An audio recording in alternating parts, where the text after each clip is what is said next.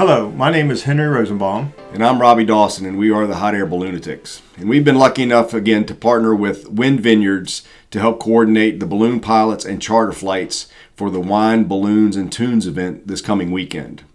We've created this briefing video for those who have reserved a charter flight to share some important information so that you can have the best experience possible. First and foremost, safety is our primary concern. Ballooning is a safe sport, but if not taken seriously, there can be negative outcomes. For that reason, if it's not the right condition to fly the balloon or to do the tethers, we will just not simply do those things. We have selected some of the most experienced pilots and most professional crews for this event. All the pilots hold a commercial pilot certificate as well as an FAA medical certificate and are required to meet the same regulations as a commercial pilot. Ballooning is a sport that is very dependent on the weather. While rain and thunderstorms are obvious things that will keep us from flying, the less obvious things are the winds. And it's not just the winds on the surface, but the winds aloft. If the wind speeds or the forecasted wind speeds are above our safety limits, we will cancel the flight. Sometimes we're able to make this call the day before or the night before the flight is scheduled. But occasionally we must make this call on the launch field with the passengers and the crews standing by. While this is truly disappointing, it's always better to be on the ground wishing you were in the air than in the air wishing you were on the ground. Balloons fly the best and the safest right after sunrise. That's when the winds can be most favorable. So we're asking you to be at the launch field not later than 5:30 a.m.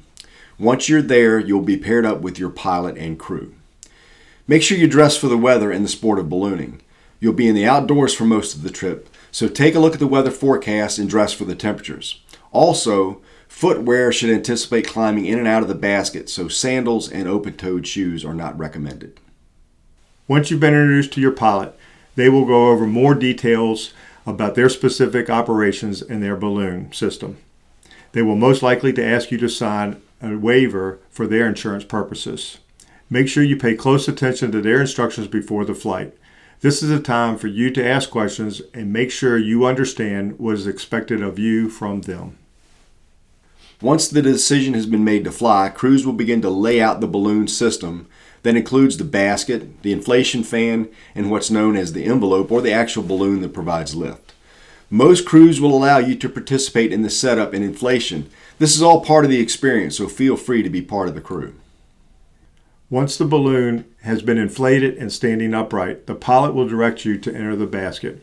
While some balloon baskets are different, most have an opening in the side of the basket that will assist you in climbing in. Once you're in the basket, make sure you understand where to stand and what you can hold on to, and remember, if you're not sure, ask. Once you've lifted off, simply enjoy the ride. But when it's time to land, this is when things get busy for the pilot. So remember, make sure to follow the direction of your pilot in command. First, you're an extra set of eyes in the balloon. Watch out for obstructions, particularly power lines. They can be difficult to see from above. And if you see them, point them out to your pilot. They would rather see them twice than miss seeing them once. Next, when landing, we try to have the softest landing possible, but occasionally when there is a breeze or when there are smaller landing spaces, the balloon may land with some motion. That's why we always tell our passengers to hold on and bend those knees. Normally, this feels just like jumping off of the last stair and landing on the ground. And bending your knees acts like a shock absorber. And when landing, make sure you put down the camera and hold on with both hands to keep everyone in the basket safe.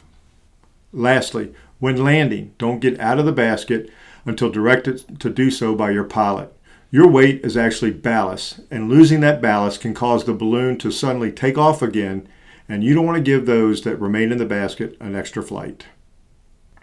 Once your flight is ended, the chase crew will be there to pack up the balloon, load it and you into the chase vehicle, and return you to the launch field where you can share your experiences with the others who have just joined you in the oldest form of human flight.